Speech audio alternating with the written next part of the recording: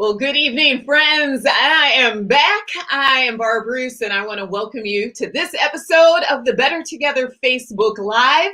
This is a show where we talk about our hopes, our dreams, our worries, and our waistlines. And friends, it does not matter where you come from or what you've been through. Here on the Better Together Facebook Live show, this is where we look at the hope, the help, as well as the practical next steps, because we all want to get better together. And I see some of you are already in the chat saying hi, so please give me a shout out this Tuesday before Thanksgiving.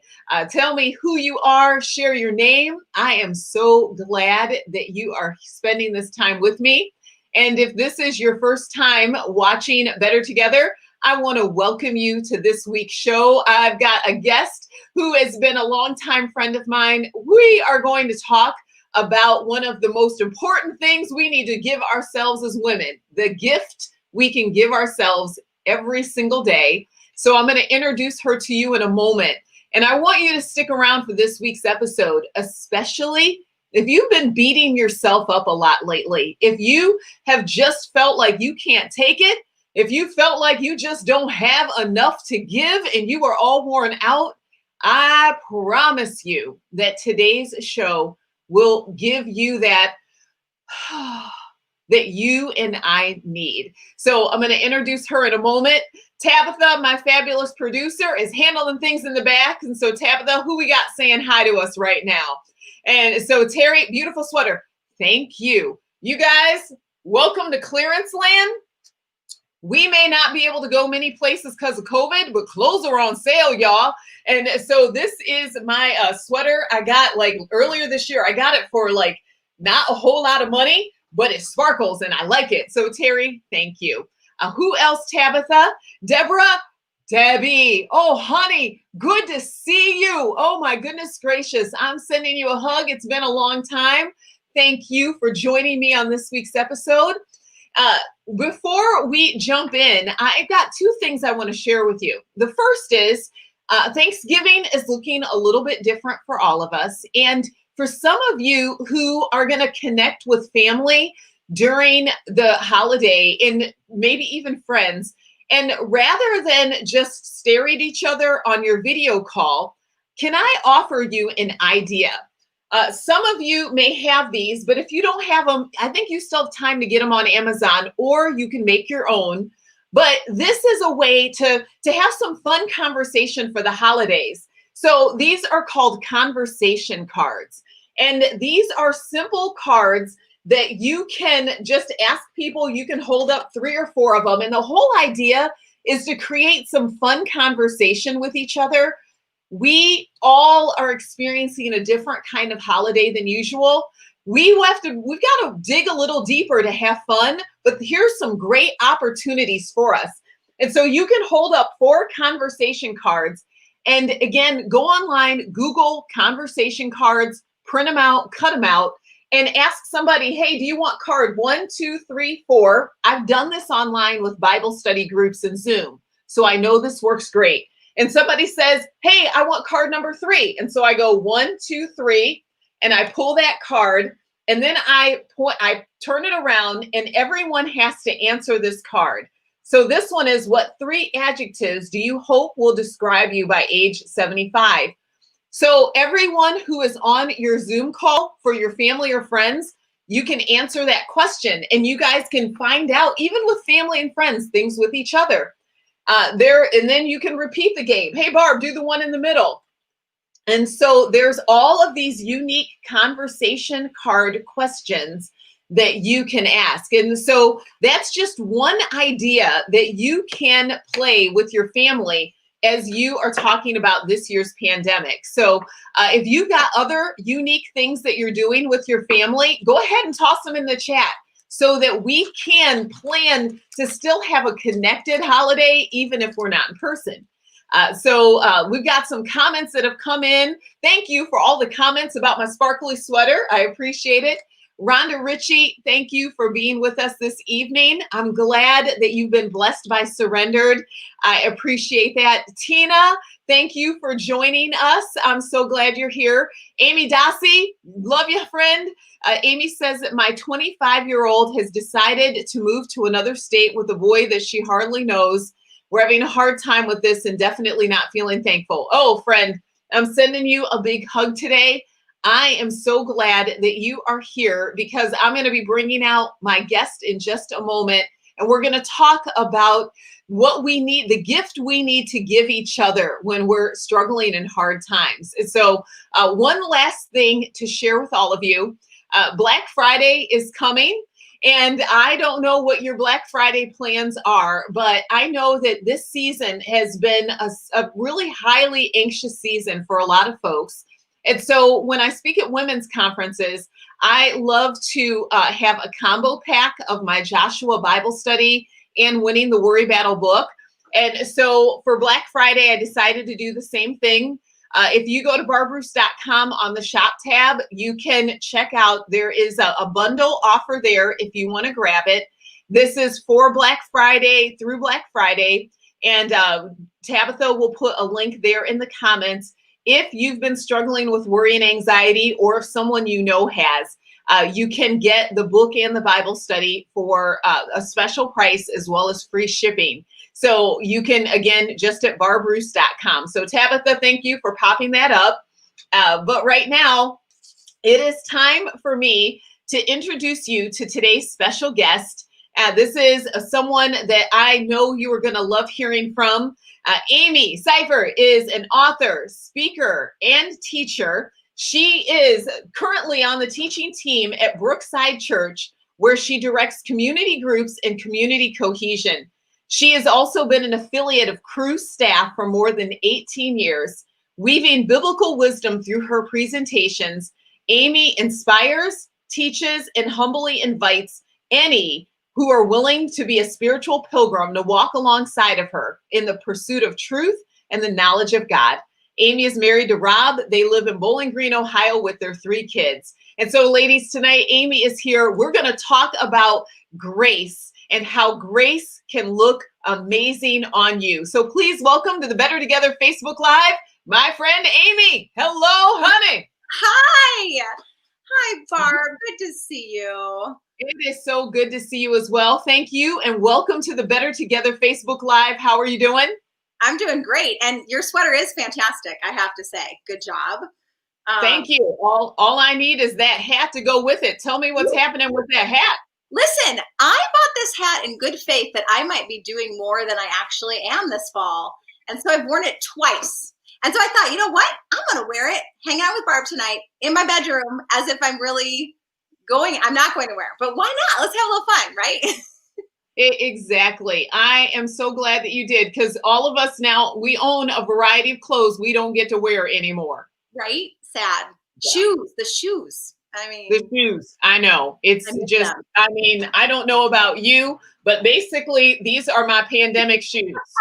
I have socks on right now. I don't even have them on. Yes. Right. Absolutely. And I love that we're talking about that, because we are going to talk about the things that we need to let go of and fill in for this grace space today. And we're going to get to that conversation.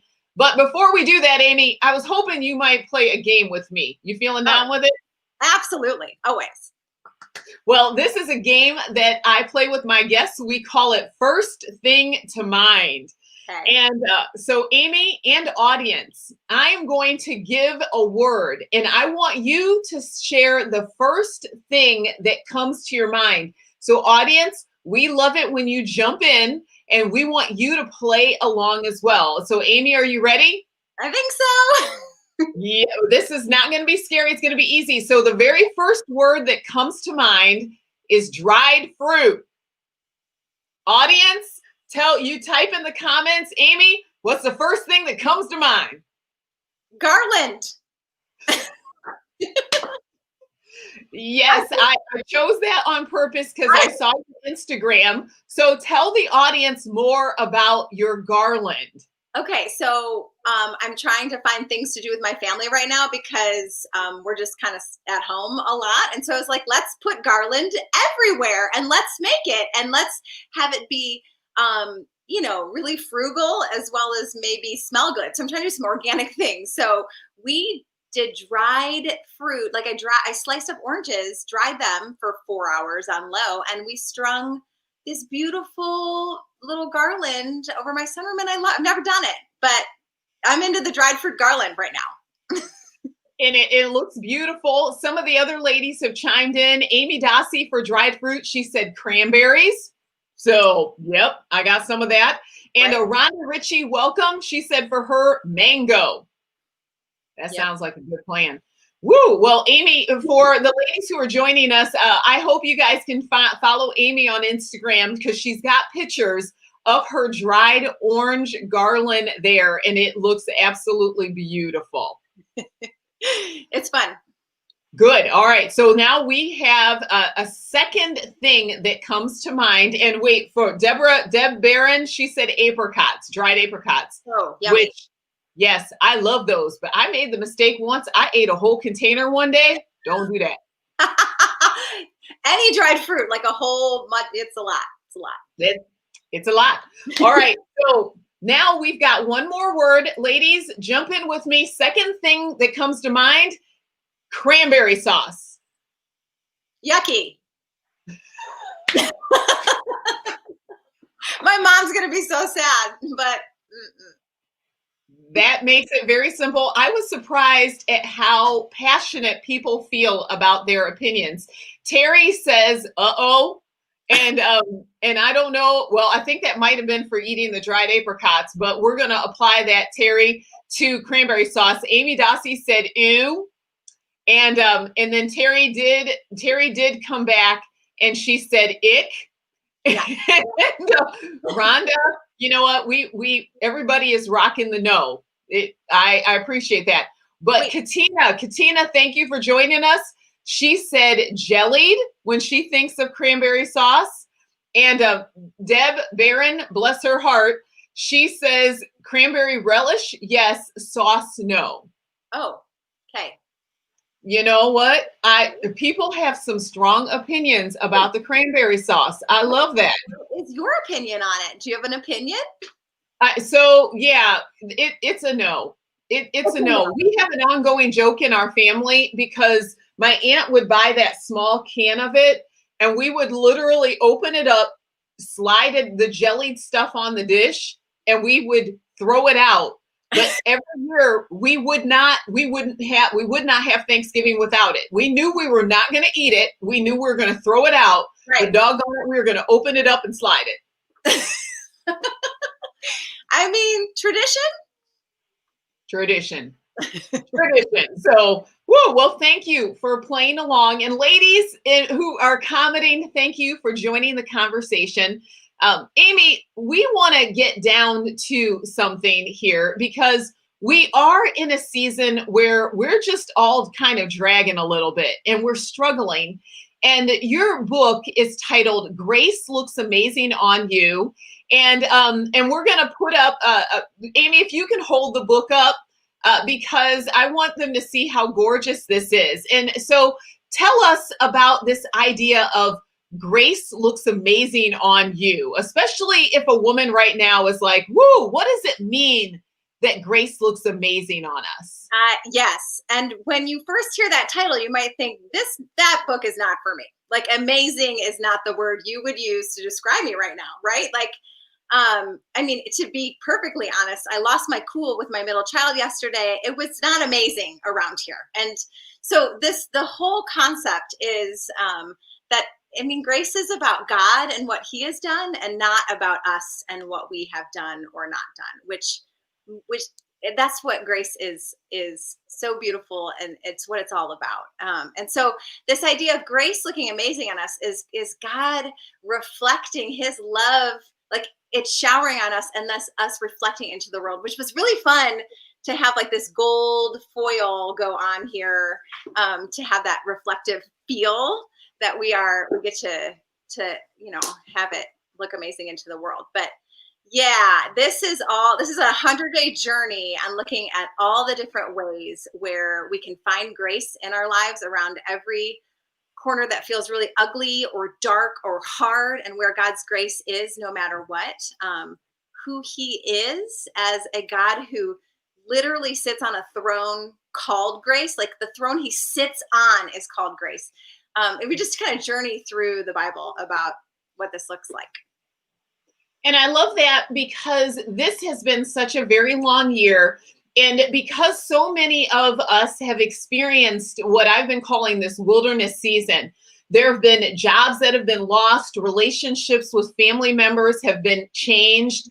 Yeah. We have all of this uncertainty. And so, as women, we have had a lot of feelings to manage, we've had a lot of situations to navigate.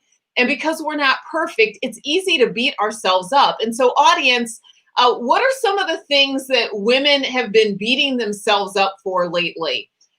Why do we do this to ourselves? Tabitha's going to pop that question up. And Amy, I want to ask you that question. Why is it that women tend to beat themselves up? I mean, right now, we're all having a hard time and we're all still beating ourselves up. Right. I for me, three things come to mind. Why? Comparison, and even not even just to other women around me, but who I think I ought to be, like to my ideal self versus my real self, and comparing myself there. My perfectionism, and I can beat myself up because it didn't turn out perfect. Newsflash, nothing does. Like, and that's not who we're called and asked to be by God.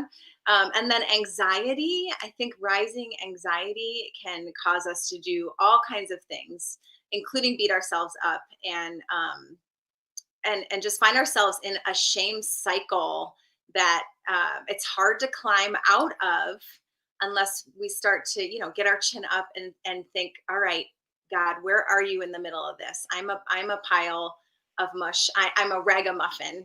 Just a few minutes ago downstairs, one of my kids said to my other kids, "You're a mess maker." And it was just this moment where I thought, yeah, yep, we all are mess makers. And God cleans those up like by his grace. I mean, it's his grace alone. The minute I start to think I graduate from grace, it never works. My self-sufficiency doesn't hold out for me, right? Like I find that I am going to always be enrolled in the school of grace. I love that. And when we ask the audience, Amy Dossie said that some of the reasons we beat ourselves up is having to have like enforcing household rules and the consequences of our actions, because we're not perfect and we make mistakes. And when we mess up, we have a way of speaking such horrible words to each other that God would never say to us. Right. But we, like you said, the comparison, the perfectionism, the anxiety. Rhonda, she said, why do women beat themselves up? She says, I think God expects more from me than I can deliver. And so, Amy, let's talk about what grace is. What is grace? Yeah. In all my reading and research and writing this book, one of my favorite things was discovering that the word gift and the word grace are synonymous. They mean the same thing. Isn't that wonderful? So it's gifts that God has given us. The other great definition that I like is grace is getting what you don't deserve. And so when you start to actually stop and think about all the things in your life that you don't deserve, the list gets really, really long, and it's beautiful, starting from the breath in our lungs that we're having this conversation to, all the way down to that, the coffee that you had this morning or the warm shower. Like there's just gift upon gift in our life. And then the spiritual blessings and gifts and resources God has given us, his forgiveness and his adoption as daughters, that we can call him Abba, Daddy. Like there's just so many things that in the small moment in your kitchen and you lose your cool at your kids, it's hard to really see. But to step back and get still and take a breath and see and find the grace that has been there the whole time. Yeah. And in this, if we narrow it down to where we're at in the holiday season, We're entering in this time of year where we have certain expectations. I love how Deb said that some of the reasons women beat themselves up, comparison and expectations. We have this thought about the way that the holidays should look on a normal year, Well, you add in a pandemic and the fact we've been at this for almost 9 months, we're exhausted. Yeah. So you talk about these practices to help us connect with grace. And one of those practices is this 5 minutes of stillness. And so, what is the relationship between practicing stillness and experiencing grace? Why, what is the outcome that we need that we don't know that we need? Yeah, that's a great question. Oh my goodness. So to get still and to put everything down and to just breathe. I never anticipate what that's going to actually do and the relief that's going to give me. So in one of the sections of Grace Looks Amazing on You is Grace Looks Like Practice. And it's 10 days of some small practices, spiritual practices of really finding the grace that's already there. And so what would it look like if even in the middle of our day, if we can, we decide I'm going to take a 5-minute break because the world is swirling and things are hard. COVID fatigue has set in, all the things. And I'm going to heat something up warm and I'm going to put my phone down. I'm going to shut everything down. And maybe I'm going to put myself by a window where I can look at nature and I'm going to just breathe for 5 minutes. No reading, no expectations. And I let myself sit there and just be loved because I exist. I let God take over. He already has, but in my mind, I reset and say, you know what? He's working when I'm not. It's almost a short Sabbath in the middle of our day to remind us that, oh my goodness, God has always been on a throne of grace. He's here with me. And I just even feel the anxiety release. I feel the stillness. And sometimes I gotta tame those like thought monkeys that are like, here's the to-dos and here's all the things. And just breathe through that. But there's something so restorative. And it feels like a gift I can give myself to take 5 minutes of stillness and reset my day. And it leaves me feeling ready for the second half of my day of like, okay, God is here. I am taken care of. He's my shepherd. It's good. And for me, like I'm a single empty nest mom. I mean, I got one who I call a boomerang. Like she's here for a little while, but basically she's off on her own. And I work at home. So even though my life is busy, I don't have a lot of external pressure on my time. But I know that there are some women out there who go, I would love to take 5 minutes, but I'm trying to virtual school kids. I'm working at home. I got parents that I'm trying to figure out, and I'm about to lose my mind because I can't do this. And so would you speak to that woman who loves the idea, but she doesn't think that she can find that 5 minutes? I am that woman.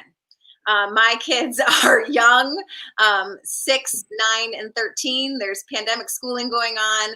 If I close the bathroom door, fingers come underneath. I am that woman. And so sometimes I say, hey, Mom's going to sit outside for 5 minutes. Please don't come out, like on my front porch in my socks. Maybe it's drizzling rain. Maybe that was today. And I said 5 minutes, and I shut the door, and I just need to get outside and even change my environment and just sit there in stillness and really have like a mustard seed of faith that says, God, with this 5 minutes, will you restore me? Because I feel so crazy inside. I feel so overwhelmed. I feel anxious. I feel tired.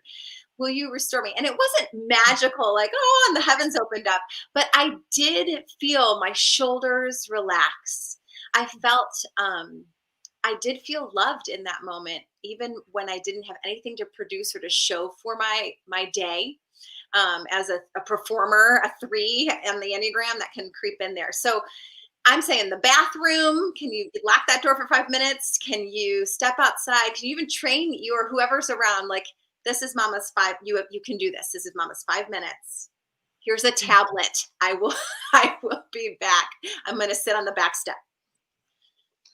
And I remember years ago, I think it was, and this was like in the 1600s, and I think it might have been Jonathan Edwards, but it was one of the ancient kind of early like colonial or puritanical fathers. Susanna Edwards, I think the mother, she had 13 kids. Oh, good. And he had, and this was in the 1500s, I think, but I'll never forget, 5 minutes a day, she would sit in her rocking chair with her apron over her head as her kids ran like feral animals around her.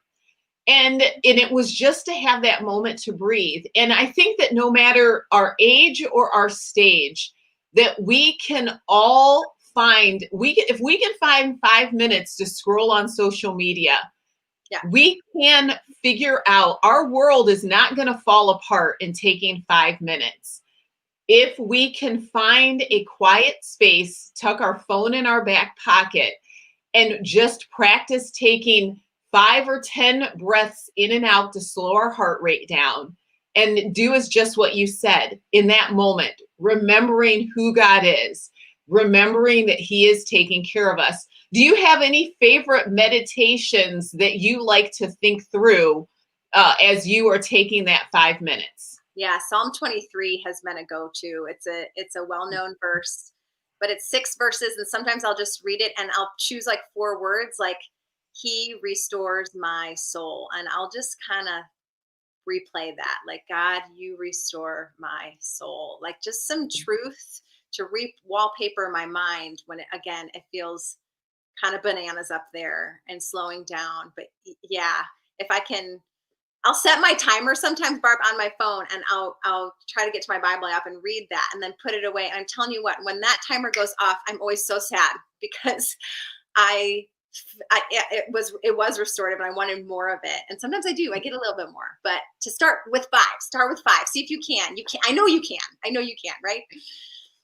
Truly. And the beauty of it is, and the reason why this isn't a giant theological concept, but I love Deb Barron. She posted, "Be still and know that I am God, and He is God and I am not."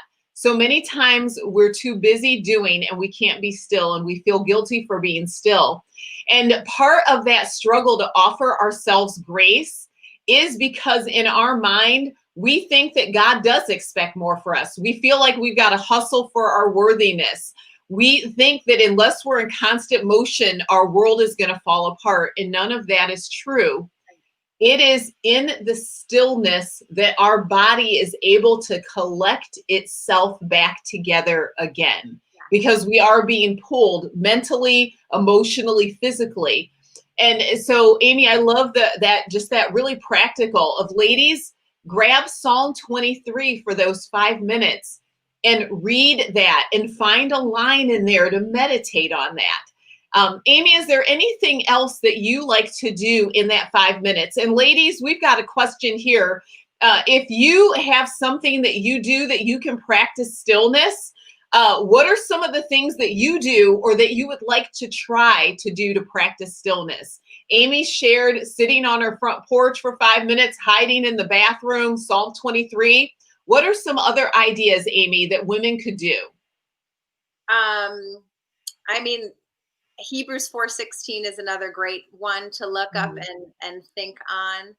But just what you said, honestly, the breathing, and what I've read about breathing is that when you say you inhale for 4 breaths and exhale for 5, exhaling just a little bit longer, the signals to your body that you're safe. And so even practicing exhaling and like helping your body like realize you are okay, that's such a worthy 5 minutes to waste. We need it. I love it. Well, Rhonda Ritchie, she came in with some science. She said, from Scientific America, slow, deep breathing increases the activity of the vagus nerve, part of the parasympathetic nervous system. The vagus nerve controls and measures the activity of internal organs. And when that nerve is stimulated, calmness pervades the body. The heart rate slows and becomes regular. Blood pressure decreases and muscles relax. And so, ladies, I want you, just because maybe you haven't done this today, I want you to right now with me, let's all just take a moment and take a deep inhale in and exhale slowly. Just do that with us. I know it sounds crazy, but maybe you haven't done this today. So do it with me. So here we go.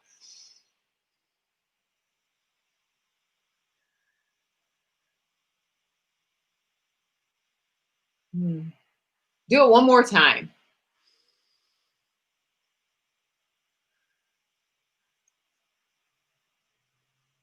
It's so strange when we introduce stillness when we've been go, go, go.